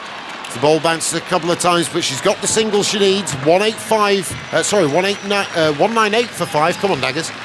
198 for 5. 44 overs gone, 31 to win from 36 deliveries. Sharma is 1, Krishnamurthy is 34. And Shrubsole it is, with ball in hand from the pavilion end. No one has moved from Lord's here. Sorry, I'm not offering much here, Daggers. It is. Thanks, Ebs, helping us out. Yeah, helping you out. I'll tell you what, like half an hour ago I thought this game was going one way. Since then it is just jagging back and forth. It's bringing you into it. The crowd are loving it. The sound is incredible here. And both teams are fighting tooth and nail. This is Conversations start to occur between captain and bowler, or captain and vice-captain. So, still third man and final legger up inside the circle for Shrubsole. A deep mid-wicket, deep extra cover, long off and long on. Here comes Shrubsole towards us. Bowls, a big appeal for LBW from Sarah Taylor, not so from Shrubsole, as a sweep is attempted by Krishnamurthy. So maybe it's something that England need to look at. She's aiming, there's a big gap there. Alex Hartley is up inside the circle at short fine leg. And the big gap is between Hartley and Deep Square, who's in front of Square, and that's where she was aiming. Here's another delivery from Shrubsole, a slower ball which has been mistimed by Krishnamurthy. Bottom edge trickling out to mid-wicket, but she managed to get a single. Not the worst result for Shrubsole in England. 30 from 34. Krishnamurthy's just losing her shape a little bit. I think she's trying to hit it too hard. The first few, she actually just let it come onto her a little bit more. But good from Anya, because of the change-ups are making it not easy to line her up. Wow. Good conversation between captain and bowler. Hope you're enjoying this. Hope your nerves are not too frayed. Hope the fingernails have not been chewed. If you've got any left. 199 for 5. Is she coming round the wicket? Yes, she is. So Anya Shrubsole coming round the wicket to Deepti now. There is a third man and fine leg in place now. Long on, deep mid-wicket. So if Deepti wants to go over extra, that's her option. Taylor is up to the stumps. Here's Shrubsole round the wicket, bowls. It's been thrashed through the onside by Deepti very confidently. For a youngster, she's not showing any sign of nerves, and she gets a single. Moves to 2 not out. 200 is up for India. 200 for 5. 29 to win from 33. Yeah, this is brilliant. This is brilliant. This is exactly what you want for a final. It's a low scorer, but it could be a thriller. And Deepti Sharma, I mean, like I say, she's only 19, but she's batted confidently up the order for India. Shrubsole towards us as Krishnamurthy is on strike. Again, she's slugged it across the line. Up in the air it goes. Nat Siva takes the catch at mid-wicket. And listen to the crowd. 6 down. Krishnamurthy goes for 35 and has the balance tipped England's way. Krishnamurthy toe ends it. Shrubsole takes the 3rd wicket. The vice-captain doing the job for Heather Knight and her team. And now India have got 2 new batsmen at the crease. And that 30-odd runs needed to win seems a long, long way away. 200 for 6. Krishnamurthy goes for 35 from 34 deliveries. Caught Siva bowled Shrubsole, 5 fours in that. And so, with 29 to win from 32 deliveries, Jalan Goswami, how brilliant she was. You called it, Ebony. The 4 off the last ball when Goswami's on strike. This has got Goswami written all over it because she is a fighter. You know, you wouldn't necessarily pick her as a frontline batter, but what she does so well, she hangs around, she can score you that awkward boundary. She's a gutsy player. India do have a little bit of batting to come, but you just feel that was the wicket because of the way that Kaur play and Krishnamurthy play. They're the dangerous ones. And I think pressure there. She didn't actually have to go for that big shot because there was so much more time. She could have nudged 1s and 2s and waited for the boundary, but she actually went a bit too hard and now exposed India here.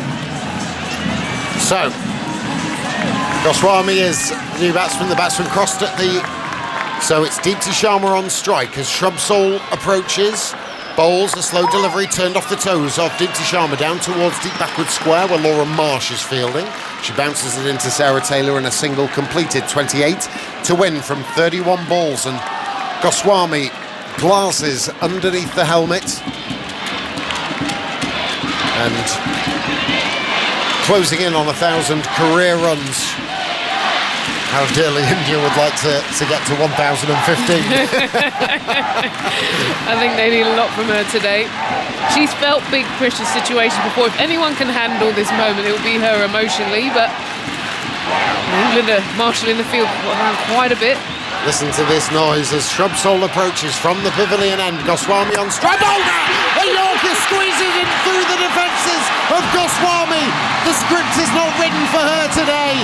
And Shrubsole picks up a 4th wicket. What a spell this is. And now it's England who can grasp that World Cup trophy. 201 for 7. 28 runs still required. And all the momentum is going England's way. More from you, Ebony Rainford-Brent. And to take this match home is Alison Mitchell. You cannot bowl a better ball than that.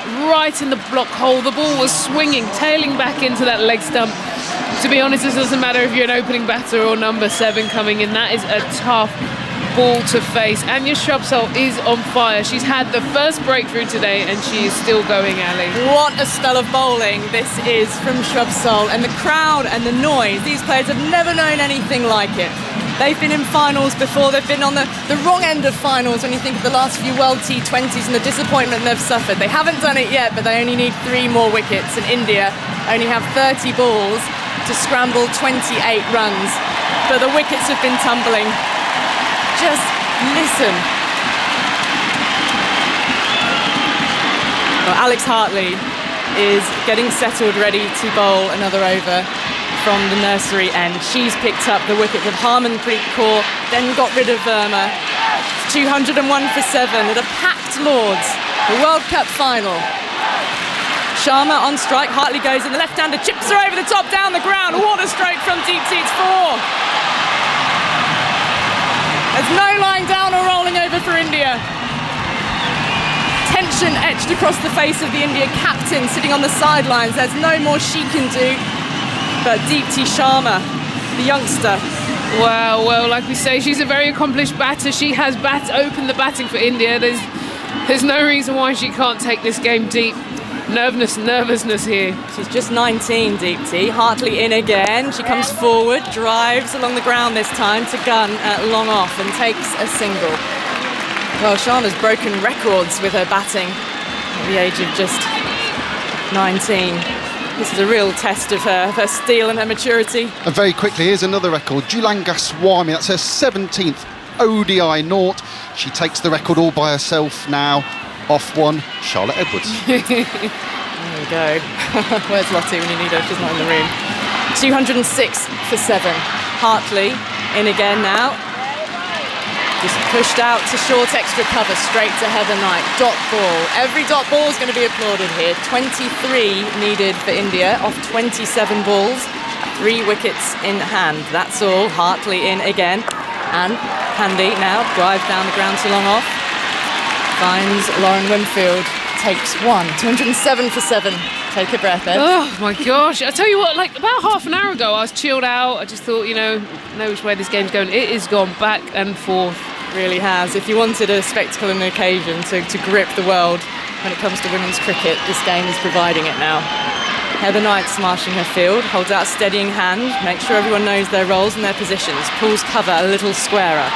Hartley ready to bowl at Deepti.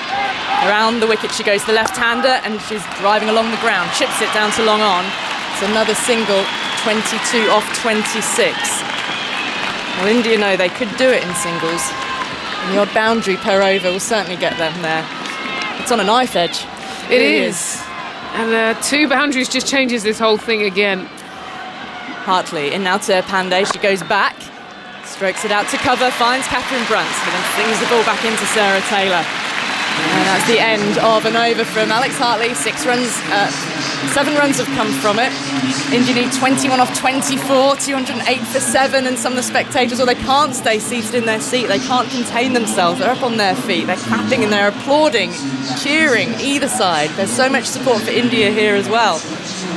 But the home side, they got the biggest roll with the wickets. Yeah, well, the thing is, what's so interesting, often finals are disappointing, aren't they? Everyone does all the hard work and then it kind of just becomes flat. And even after the first innings, we thought maybe, just not enough runs on the board. We have a thriller on our hands, and both teams are desperate to fight tooth and nail. One wants to be the host nation that wins it. India want to change history. This is fabulous. Oh, there's so much at stake, isn't there, for both sides? There is, and sorry to interrupt. Anya Shubsole, she's joined Nikki Shaw as being the only 2 women now to take 4 wickets in a World Cup final. Well, that was drama in itself, wasn't it? The 2009 final that you played in. Here's Shubsole then, the new over, knocked into the onside. Quick single being taken towards square leg. Siva picks up and the single's taken comfortably. 20 needed off 23. Julan Goswami, I think, hasn't even taken her pads off now. She's standing down there with her teammates. I tell you what, these are situations where if the batsmen are counting the balls, they're fine. If you just look up at the score and see the amount of overs left, it can feel a bit daunting. Experienced batters are counting ball by ball. They know exactly what they need. That's what's important for them. It's 20 needed off 23. Shikha Pandey surveys the field, sees Catherine Brunt at deep mid-wicket, turns faces up to Shubsole's bowling full, and she gets an edge down to third man. It's along the ground. Marsh picks up and it's another single. It's difficult this because England have got to try and stop the singles given the way the numbers are stacking up. Yet if they bring everybody in, there's just so much chance to go over the top to get the boundaries, and then it really will be over very, very quickly. They need wickets still. They do. Just looking at Anya's field, she's got to the left-hander. There's an opportunity for her to take on mid-off. Yeah, mid-off up, long on, back. She goes down the leg side again, and it's going to be runs to fine leg. Marsh cuts off. They're coming back for the second. Throw into Sarah Taylor. It's a big loopy throw.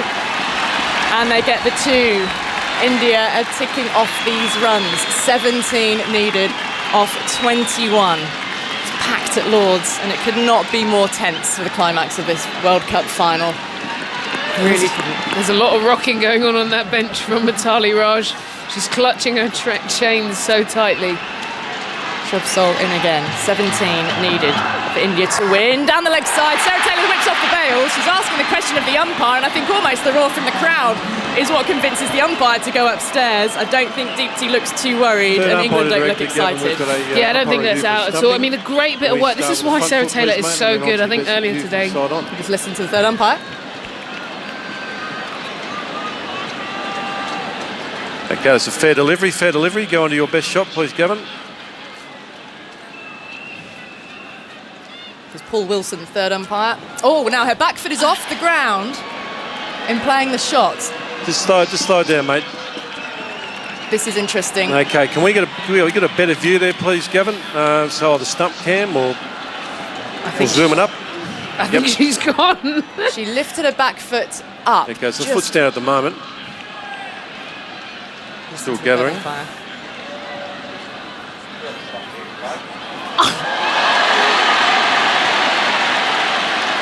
Oh, I think. Okay, yeah, stump cam would be great, thank you. She's gone. I think she's got to go as well. I don't think she's got her foot back down in time. She lifts the back foot.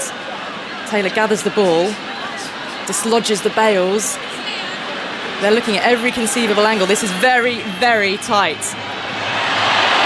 I think it's going to be given. The way the camera wobbles indicates the bails were dislodged. If you just give it with a foot in the air. Yeah. Okay, thanks, mate. Does Paul Wilson see it the same way? Yeah, I just need to find out where that bail comes up, where it lights up. Just need to see what that foot's doing. Okay, thank you. It's almost a question of how long are her studs. It's that close. Okay, just there.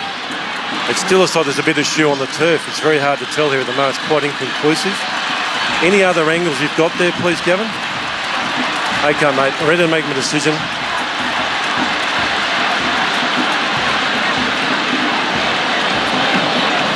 Going to come on the big screen any moment. This is a really tight one, given not out. I can understand why it wasn't conclusive. There was one angle where it looked as if she didn't get her foot back down. I don't think the third umpire had enough angles to definitively. I don't know, maybe it's my eyesight, but I thought that looked out on about 4 of the 5 angles we looked at. One was just an awkward one to see past. Wow. Here's Shrubsole bowling again then to the left-handed Deepti, and she drives to long on and takes 1. Well, how vital could that moment be, and how many more times I think will we look at that replay and get a chance to figure out whether the foot was down or not? The luck hasn't been great for England today. I mean, you know, they have fought hard, but there's been a lot of little bits that have just gone against them here or there. Now there's a little bit of rain in the air. It's just trickling down. Oh dear, bit of drama. I don't think rain will get them off the field. I think it could bucket down at this stage. I think the umpires will just stay out there. 15 needed off 20. Pandey on strike, the right-hander. Shrubsole comes in now, bowls, and she drops it into the offside, finds point, no run, dot ball, vital for England. If you want to go online and have a look for yourself and have a look at that stumping opportunity, if you go onto the BBC Sport website, the cricket page, or the BBC Sport app, you'll be able to find the video clip and see what you think. Third umpire didn't believe he had enough evidence. Squirting off an inside edge, square along the ground. Deepti is running hard. It'll just be 1. Brunt comes in off the boundary. 14 needed off 18 for India. Oh, if they'd had them 8 down, goodness, the batters to come, Gaikwad and Yadav for India. They so need to keep Pandey on strike. Pandey scored a few runs in her career, not many, but Sharma is an established, accomplished batter. Even though she's only 19, she's opened the batting, she's played all around the order. Whereas Pandey's someone who you could just starve off a little bit of strike. So it works out now with 3 overs to go that they can look to just try and probe her. And then it's going to be tough though. Looks like they're going to go to the old pro in Jenny Gunn, which I think is a great move. She's bowled brilliant, especially her first spell today. And now she's going to be under pressure. I think she absorbs pressure pretty well. I think if you want anybody to be bowling in this kind of situation, I'd be backing Jenny Gunn to keep a cool head. Now, what are they going to do with the field? A deep cover. Tammy Beaumont is going onto the cover boundary, deep mid-wicket, and fine leg. Back, Catherine Brunt is on the boundary long on, and it's the right-handed Shikha Pandey on strike. There's no pace to work with off Jenny Gunn. The best option is going to be if she gets with flat bat over extra cover. Gunn bowls, full, and this is so slow, floated in. Now there could be a run-out chance again at Gunn's end. Just not in a brilliant position, but all equally. Well, Laura Marsh with the throw. I don't think Jenny Gunn quite got back in time. She needed to get back behind the stumps at the bowler's end. Pandey made it home. And they've got to hope in a way that India slip up and mess up somehow here. 13 needed off 17. The left-hand, right-hand combination as well is not ideal here. It's just players having to shift around for the different batters. Gunn around the wicket to the left-hander. There's gaps on the onside now. She floats it up outside off. Quick drop and run against the offside. India can do this in ones, and the throw, well, it's wide of the stumps. It's backed up, though. There won't be any overthrows. Fran Wilson coming racing in and underarming it towards Sarah Taylor. Well, they can do it in ones. 12 off 16.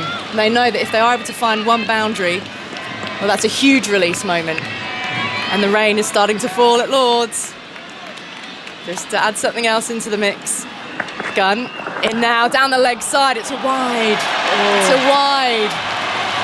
And India move on to 2-18 for 7. This is what you need under pressure. It's just to keep things simple. Jenny Gunn's been one of the best bowlers for England throughout this campaign. So Mithali Raj can hardly watch. She's got her hands in her head. 11 needed off 16. Gunn in outside the off stump. There's some width there to play with, but it's well fielded at point. Throw back in Sarah Taylor. Should be a run out here, and it is. Trying to scramble back. Shikha Pandey surely has not made it. England celebrates. India will be 8 down.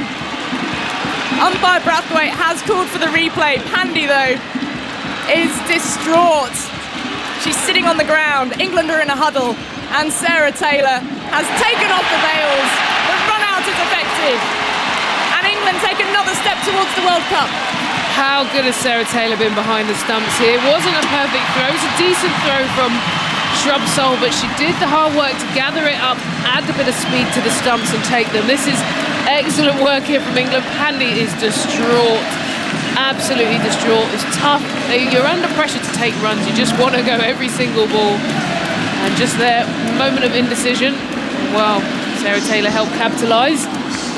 This is going to be so close. I can't sit down. Well, Anya Shrubsole it was with the throw to Taylor.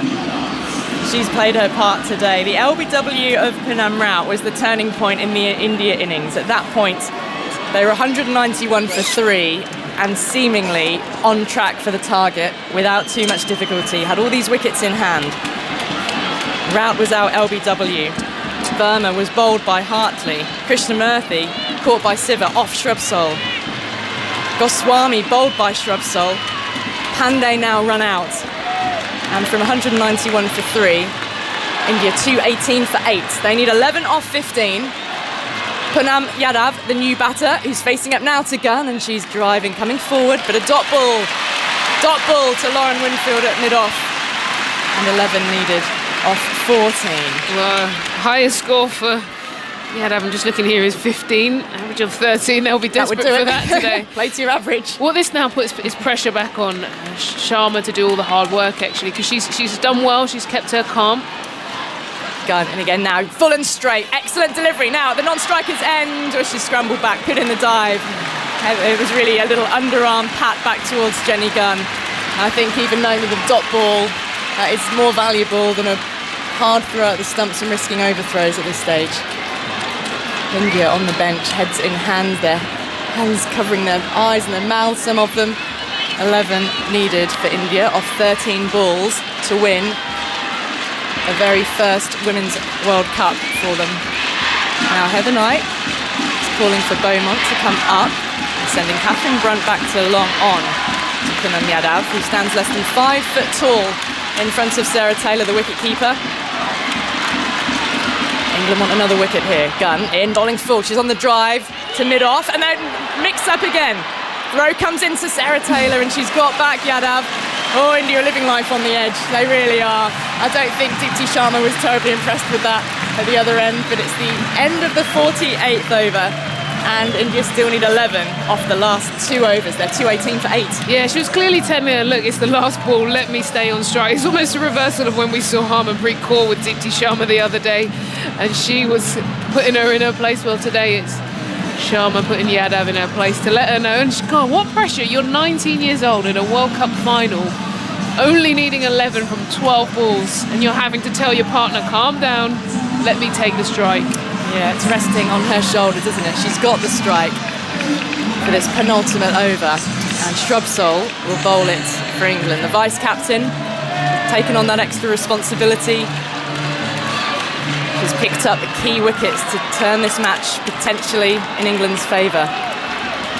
11 needed to win. Shrubsole bowls and Sharma goes up in the air. She got over the top. No! The catch is taken! Deepti Sharma is out and India are 9 down. And Shrubsole hugs Natalie Siva, who took the catch. And Lords erupts in celebration. England bouncing up and down. India 9 down. They still need 11 to win off 11. 5 wickets for Shrubsole in a final. There was a brilliant picture posted of her dad, of her when she was about 9 years old, looking out here, and that moment could be the turning point. Easy catch for Nat Siva, and what was good about it is that she bowled to her plan. She kept an inner ring, so you could see Sharma was trying to move around the crease to create that angle and just couldn't get the leverage she was looking for. Brilliant bowling, a nice little cameo there from Sharma, but now, well, 11 off 11 with your numbers 10 and 11 in the middle. It's suddenly England's to lose. And with that wicket, Anya Shrubsole becomes the first ever woman to take 5 wickets in a World Cup final. Well, we know who the player of the match will be, don't we? Yeah, England exactly. scramble home. Did you see that picture of her dad? I did. Yeah, I did. The special moment. Yeah. There's still one more stage to go here, though. It's not finished yet. I'm definitely going to start the campaign for women's honours boards at Lords. So there's definitely nothing, No, there's is there? nothing. But then there's no ODI honours boards, full stop, you see, for men or women. Shrubsole in. India 9 down. One more wicket for England to win, and it's driven to short extra cover. Heather Knight, dot ball. England fans cheer that. 11 runs needed off 10 for India to win their first ever World Cup. It's turned into a right old scramble, this match. England need one more wicket to finish it off, or it's going the full 50 overs. In goes Shrubsole, trying to advance. She's lost it in the air. Should be caught on the edge of the circle. Oh, and it's put down. Put down by Jenny Gunn. The simplest of catches. It was looped up to her at mid-off. Now that's the pressure of a Lord's final. Wow, what happened there? I mean, she didn't hit it very hard. It was pretty much tapped to her. Everyone was celebrating. The easiest catch you'd ever see. That was practice. And that is pressure, because Jenny Gunn has bucket hands. She normally gobbles it up. But that is just the sort of catch they would have done in training umpteen times. When it's not even a hard catch you would do in training. Gaikwad on strike. Shrubsole in now. Bowls for Bowser! 6 wickets for Anya Shrubsole, England's hero. England win the World Cup in front of a packed house at Lords, who go nuts in the crowd. England in a huddle. Listen to that noise for an England women's team winning a World Cup on home soil in 2017. And England have done it by just 9 runs at Lords. Unbelievable, unbelievable. Can you imagine this team 12 months ago? Complete upheaval, changed this team. They believed they had a team that could make this World Cup final and win, and they have done it. I'm sat here with a tear in my eye because I'm very proud. As an English player, proud to watch those girls go out there and deliver. And wow, what a performance. Unprecedented scenes. Who would have thought it? Lords would be sold out. England-India goes down to the penultimate over. An England bowler takes 6 wickets. And this surely will change the way that women's cricket is viewed in this country and the support that they've garnered throughout this World Cup. Devastation for India. Celebration for England. And a bit of a tear for Ebony Rainford eyes as I'm crying. Well, I've got to dash down, Ebs, and do the presentation. Okay. So I'm going to leave you here with Charles Dagnall, and I'll let you try and just surmise and put into context what you've witnessed today. Yeah, look, I'm really proud. These girls have fought hard. They've wanted to, look, they've They are very capable of delivering. This is an amazing team, very young. I am sat here with tears streaming down my face and cameras in it. But if anyone's feeling the emotions I'm feeling, it's just pride for a team who have fought hard. They made the changes. Mark Robinson and Claire Connell were very brave, but wow. Well, it was a momentous day at Lord's when England lifted the World Cup back in 2017.